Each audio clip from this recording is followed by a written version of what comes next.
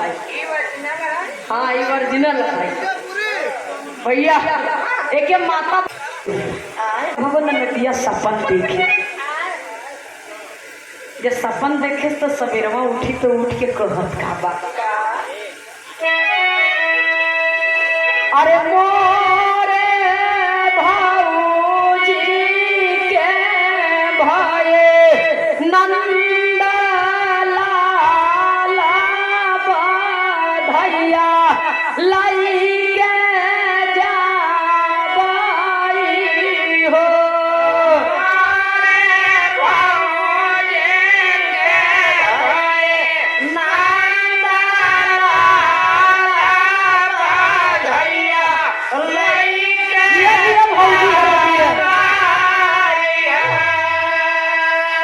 अरे मोरे पिछवा रावा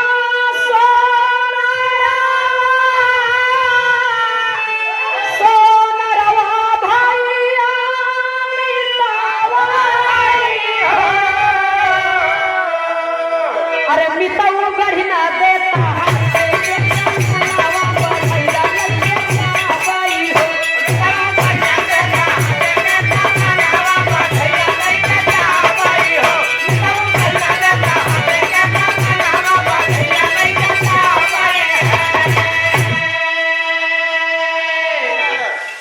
मजे के कुल मेहरारू बैठी है, सोहर गीत दो नहीं गावत है बाबूजी।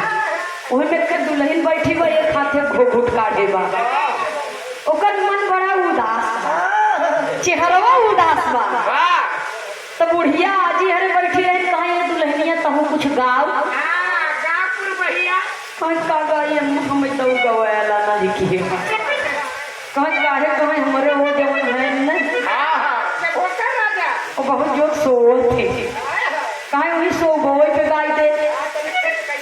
तब देखा एक एक कबो कबो स्वर्गीय बाबा राम कैलाश यादव जी गावे, कैसे गावे भैया हो। अरे गोइया सजावाई से सोई मोरा दूंगा जगाए नाही जागई बोलाए नाही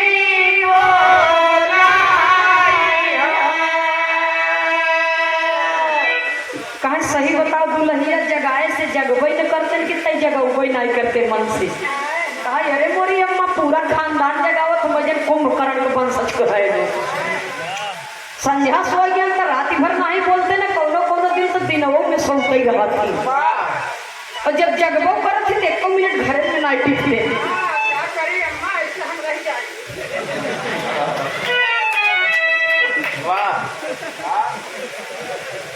ओकर चाल चरित्र चित्रण ठीक नहीं रहा मास्टर साहब।